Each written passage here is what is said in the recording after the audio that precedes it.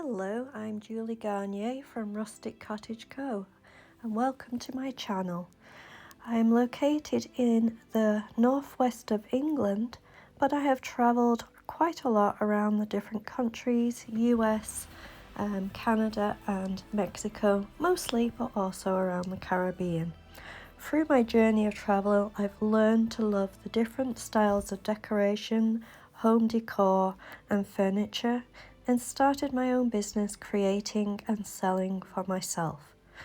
My channel here on YouTube, Rustic Cottage Co, is now doing so well. I am happy to create every week a different video to show you furniture, home decor of different styles, shabby chic, rustic, primitive, shabby chic, farmhouse, lots of different ideas. I love them all. I am equally all and differently. I hope I inspire you to create too, and I hope you enjoy this video. Thanks for watching. I'm Julie from Rustic Cottage Co.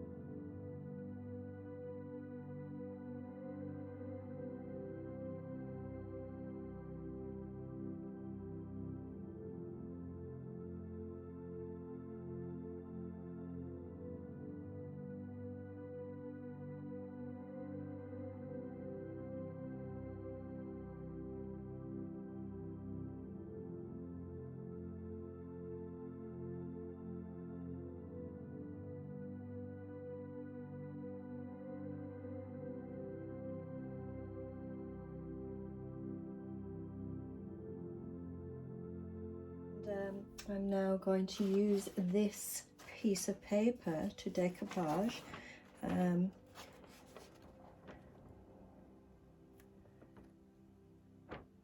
So you don't always have to use flowers. Pretty.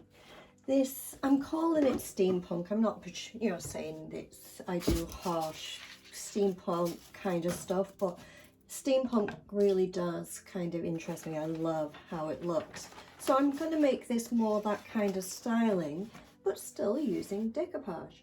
So I'm going to just go along the top here and just wet along the top. And what I'm going to do is rip off the white at the top.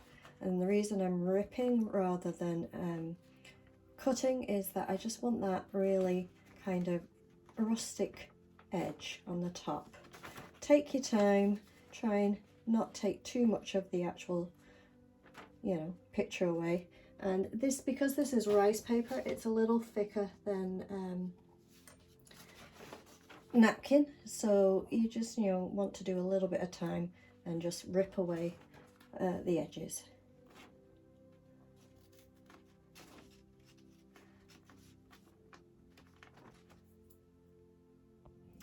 So I'm going to use glue again, as I still do not have Mod Podge.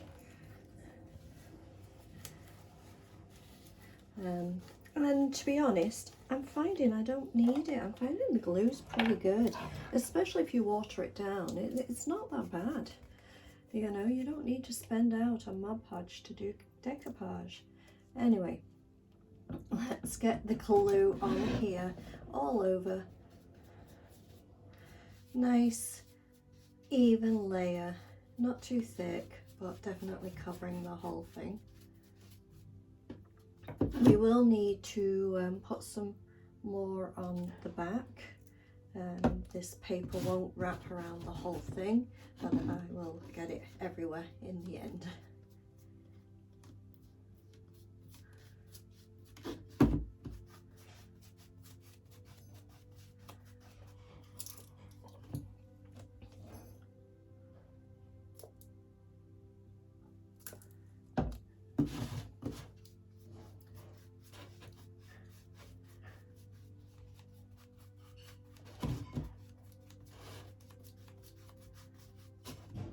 Alright, I'll do the last bit at the back afterwards.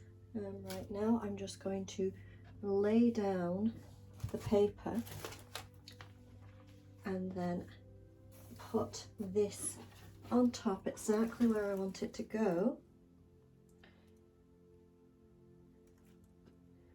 Even up with the bottom, which I didn't quite get. Let me just do that one more time because I want it just nicely on the bottom. Hold on. I almost had it and then it just moved at the end. I'll just do a little bit more. That's better. And then wrap around the paper. And again, wrap around the paper and just leave it on. Now I find I just want to pull this one back just a little bit because it went upwards. So just make sure it doesn't go upwards as you go along. There, that's good. And then we're going to just get another piece for this back part here and do that. I've got glue on the last part here and I'm just going to lay this down and put this right on where I want that to cover, right in the middle here.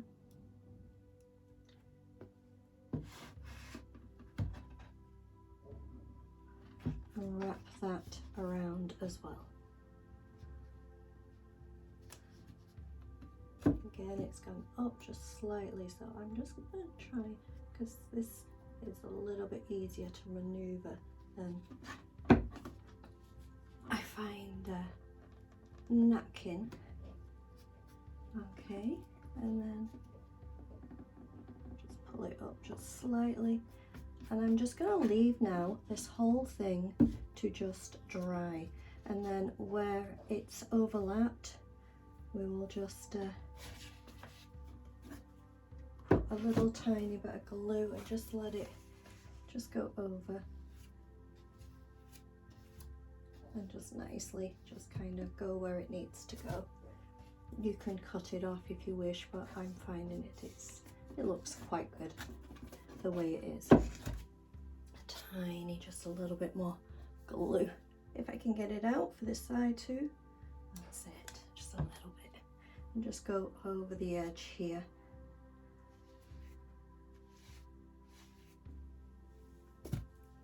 And just let the whole thing now completely dry.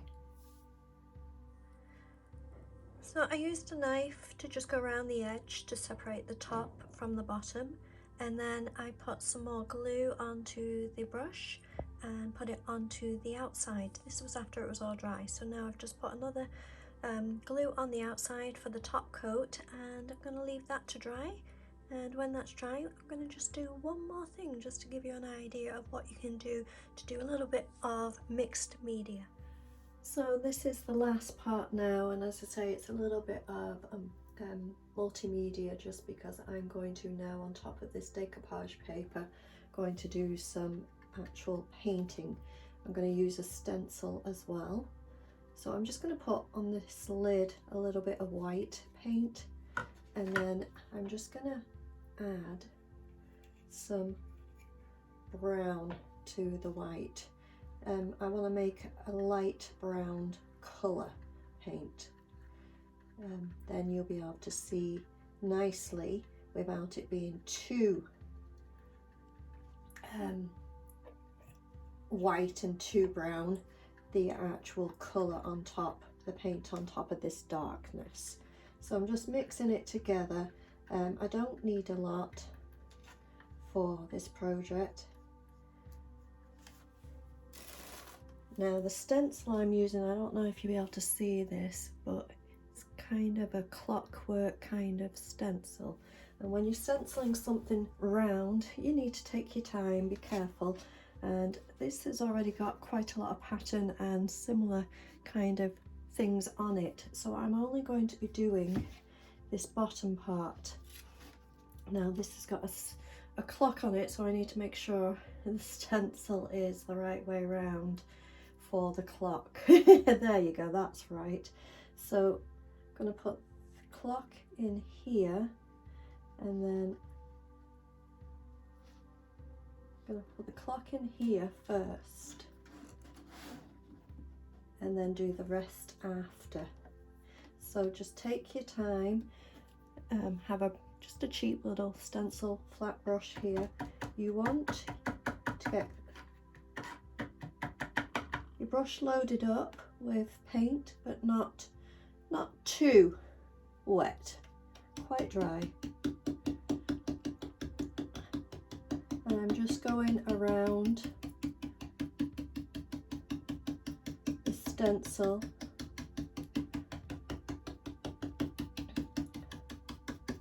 in just areas that you want to stencil. I'm not doing this whole stencil because or else it would cover everything. I just want to do sections of it just to give the effect of a clock and also to give it an industrial kind of look.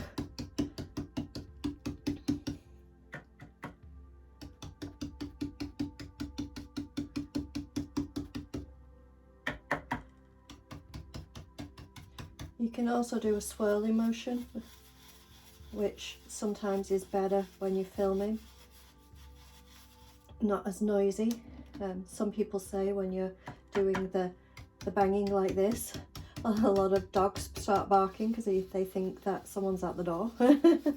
So whichever works. So I'm just going to do this clock part here with a dry brush, and then lift up, and then I'm just going to do another section here of different parts of the stencil. Now it's quite fiddly and quite round, so once you've got it in place, just go for it. But don't move the stencil once you've got it in place. Again, just go around the outside. Don't shift or else you're going to get all kinds of issues.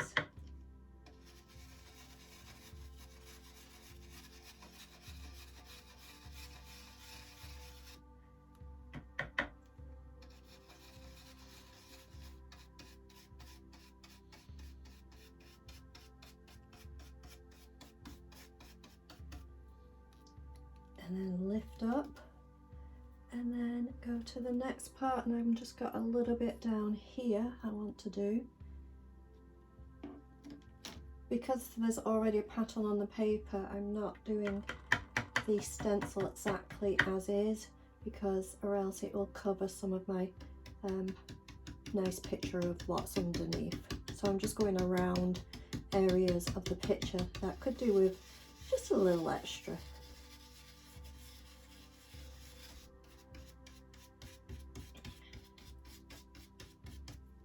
And then I'm going to just do along the bottom here, just this bit here, I think, just like that. Last part here.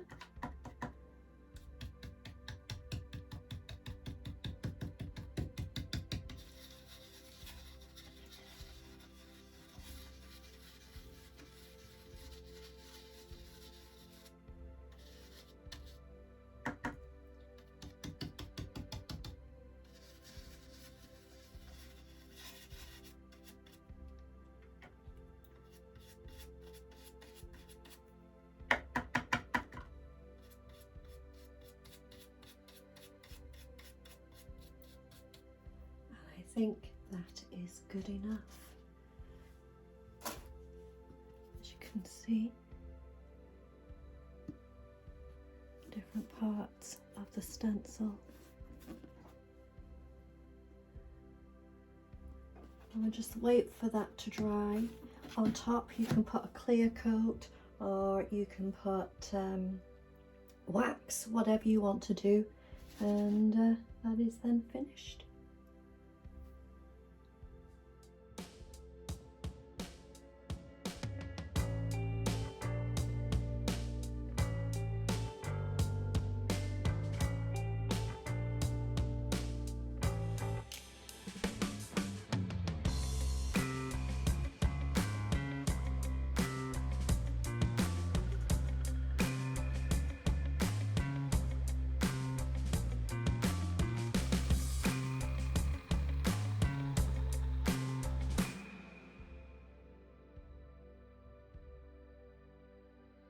So I'm going out again, off onto my journeys, and I'm going over to Liverpool, which is on the west of the country. Yes, where the Beatles came from, if that's what you know.